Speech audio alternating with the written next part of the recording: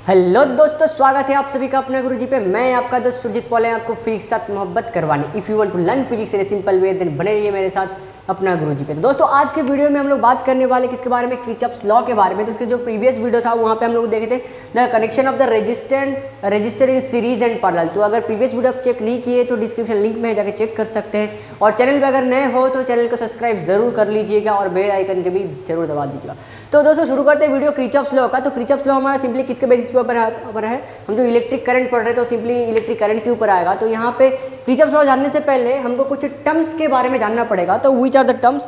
तो हमारा पहला एक टर्म आता है हमारा इलेक्ट्रिक नेटवर्क, एक जंक्शन, लूप और ब्रांच। तो सबसे पहले हम देखेंगे इलेक्ट्रिक नेटवर्क क्या होता है। तो नेटवर्क मतलब क्या होता है, जहाँ से कनेक्टिविटी हो पाता है, ठीक है। तो इलेक्ट्रिक नेटवर्क मतलब क्या हो जाएगा, एक complicated system of electric network, जहाँ पे कॉम्प्लिकेटेड सिस्टम रहेगा, सिंपल नहीं है, कॉम्प्लिकेटेड सर्किट जहाँ पे कनेक्टेड रहेंगे उसे हम क्या बोलेंगे कि इलेक्ट्रिक नेटवर्क बोलेंगे। जहाँ पे एक से ज़्यादा नंबर्स ऑफ कनेक्टिविटी रहेंगे तो उसे हम क्या बोलेंगे, कॉम्प्लिकेटेड उसको बोलेंगे इलेक्ट्रिक नेटवर्क। फिर आता है जंक्शन। जंक्शन का मीन सिंपली हमको पता है जहाँ पे जॉइंट होता है। तो यहाँ पे जो इलेक्ट्रिक जंक्शन होगा उसको हम क्या बोलेंगे, any point in an electric circuit where two और more conductors are joint together. एक सर्किट होगा जहाँ पे एक से ज़्यादा or more than one conductors आके कनेक्टेड हुए हैं जिस पॉइंट में, उस पॉइंट को हम क्या बोलेंगे, जंक्शन बोलेंगे। नेक्स्ट आता है लूप और ब्रांच। लूप और ब्रांच हम किसे बोलेंगे, यानी closed conducting path in an electric circuit. किसी भी एक सर्किट में जो क्लोज कंडक्टिंग पाथ हो, एक क्लोज कंडक्टिंग पाथ हो गया, उसे हम क्या बोलते हैं, लूप और ब्रांच बोलते हैं। फिर आता है बात किसका, ब्रांच का आता है। तो ब्रांच क्या है, any part of the network that lies between two junction. दो जंक्शन के अंदर, suppose this is the junction and this is the junction, इस जंक्शन के अंदर जो पार्ट होगा इलेक्ट्रिक नेटवर्क में, उस पार्ट को हम क्या बोलेंगे, ब्रांच बोलेंगे। Branch is simply the part between the two junction. दो जंक्शन के बीच जो पार्ट होगा उसे हम क्या बोलेंगे, जंक्शन बोलेंगे। तो अभी ये टर्म्स जानने के बाद हम लोग मूव करेंगे किरचॉफ्स लॉ में। तो किरचॉफ्स का दो लॉ है, एक फर्स्ट लॉ, एक सेकंड लॉ। तो हम लोग देखेंगे फर्स्ट लॉ जो हमारा होता है जंक्शन रूल होता है और सेकंड रूल जो होता है वो लूप रूल होता है, ठीक है। तो फर्स्ट लॉ देखते हैं, किरचॉफ्स फर्स्ट लॉ और द जंक्शन रूल। तो जंक्शन रूल में क्या होगा, यहाँ पे टू और more conductors connected in a single point. उस सिंगल पॉइंट के ऊपर उसका जो क्या कनेक्टिविटी रहता है उसके बेसिस में हम लोग देखेंगे।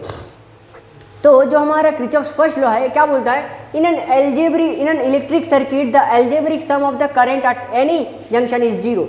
किसी भी एक जंक्शन में, किसी भी इलेक्ट्रिक नेटवर्क है उसके एक जंक्शन में टोटल इलेक्ट्रिक करंट क्या हो जाएगा, एल्जेब्रिक सम। अगर जितने भी सारे करंट है उसके एल्जेब्रिक सम करेंगे तो हमारा वैल्यू कितना आएगा, जीरो आएगा। The algebraic sum of the electric current at any junction is zero. और उसको हम लोग दूसरे पॉइंट में क्या बोल सकते हैं, the sum of current entering at junction is equal to the sum of the current leaving that junction. एक जंक्शन में कितना करंट एंट्री किया उतना ही अमाउंट ऑफ करंट वहाँ से लीव करेगा। मतलब मैं जितना खाना खा रहा हूँ उतना ही अमाउंट में खाना, मतलब जो डाइजेस्ट होने के बाद बाहर निकल जाएगा, ठीक है। जितना मैं इन्वेस्ट कर रहा हूँ उतना ही मुझे प्रॉफिट मिलेगा। तो डिपेंड करता है जितना करंट एंटर करेगा उतना ही करंट वहाँ से लीव करेगा। तो एक सर्किट देखते हैं। तो वहाँ पे हमारा जो फर्स्ट बोला गया है in an electric circuit the algebraic sum zero, तो उसको हम लोग summation I equals to zero होगा। ये किरचॉफ्स का फर्स्ट लॉ है।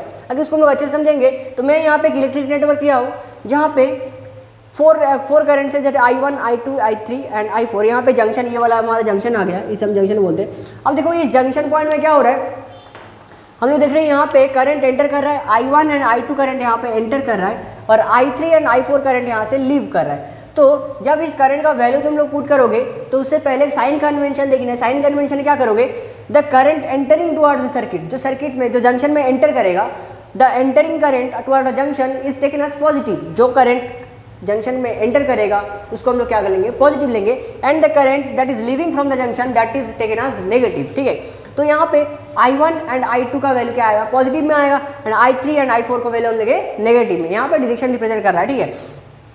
अगर नेगेटिव डायरेक्शन में है करंट का वैल्यू तो वो जंक्शन से लीव कर रहा है, और अगर पॉजिटिव सिंबल में है तो क्या आ रहा है, जंक्शन को एंटर कर रहा है। तो सिंबल से भी हम पता चल सकता है कि कौन सा करंट एंटर कर रहा है, कौन सा करंट लीव कर रहा है। तो हम लोग अगर देखेंगे I1, I2, I3, I4, तो हमारा लॉ क्या बोलता है कि समेशन आई जीरो होगा। तो समेशन आई जीरो मतलब क्या हो जाएगा, I1 plus I2 then minus I3 because this is leaving from the junction, and I4 also minus because this is also leaving from the junction, that is I1 plus I2 minus I3 minus I4 equals to 0। तो अभी minus terms को उधर ले जाएंगे तो हमारा कितना आ जाएगा, I1 plus I2 equals to I3 plus I4। तो वो जितना, तो उसको हम लोग क्या बोल सकते हैं, incoming current equals to outgoing current. मतलब I1 एंड I2 टोटल क्या हो रहा है, करंट एंटर कर रहा है, तो उतना अमाउंट ऑफ करंट ही यहाँ से लीव कर रहा है। This is the Kirchhoff's first law और द जंक्शन रूल। अगर इसके रिलेटेड कुछ भी डाउट्स हो रहा है तो गाइस आप लोग कमेंट सेक्शन में बता सकते हैं, ठीक है। और थोड़ा स्पीड हो रहा है क्या, थोड़ा क्या है, अब मेरा थोड़ा बोलने का स्पीड ज़्यादा होता है, उसको कंट्रोल नहीं कर सकते आप। अगर स्पीड में अगर दिक्कत हो रहा है तो आप वीडियो थोड़ा स्लो करके भी देख सकते हैं, कोई दिक्कत नहीं है। अच्छा, तो ये आ गया हमारा फर्स्ट लॉ के बारे में। अब देखेंगे हम लोग किसके बारे में, सेकेंड लॉ के बारे में।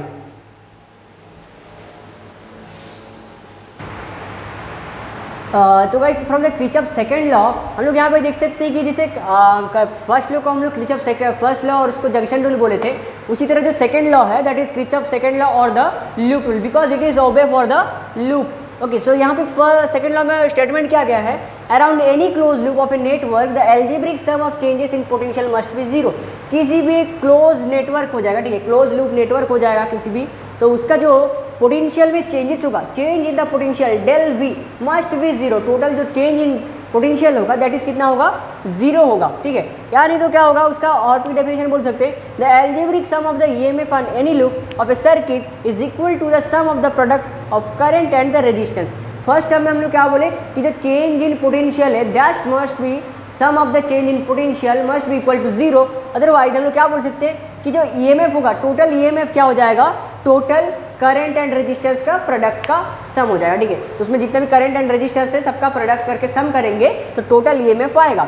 अब यहाँ पे भी क्या है, हमारा साइन कन्वेंशन है। साइन कैसे यूज़ करेंगे, अगर जो करंट का डायरेक्शन है, अगर पोटेंशियल का डायरेक्शन, हम लोग यहाँ पे एनी डायरेक्शन ले सकते हैं, ठीक है, कोई भी यहाँ पे मैंडेटरी नहीं है कुछ पर्टिकुलर डायरेक्शन लेने का। लेकिन अगर डायरेक्शन नेगेटिव टू पॉजिटिव होगा तो हम लोग पोटेंशियल को लेंगे प्लस लेंगे, पॉजिटिव में लेंगे। अगर डायरेक्शन नेगेटिव टू पॉजिटिव आया तो हम लोग उसको डायरेक्शन को जो पोटेंशियल को नेगेटिव लेंगे। उसी तरह जो हमारा यहाँ पे समेशन आई आर है कि नहीं, तो यहाँ पे आई आर का समेशन भी हम लोग इसी तरह, अगर नेगेटिव से पॉजिटिव गया तो इसका पॉजिटिव लेंगे और नेगेटिव से पॉजिटिव गया तो उसका नेगेटिव लेंगे। तो this is about the Kirchhoff's first law and second law. तो इसके बेसिस पे क्वेश्चन करते हैं तो इसको और अच्छे से समझ पाएंगे। So let's do for the numerical.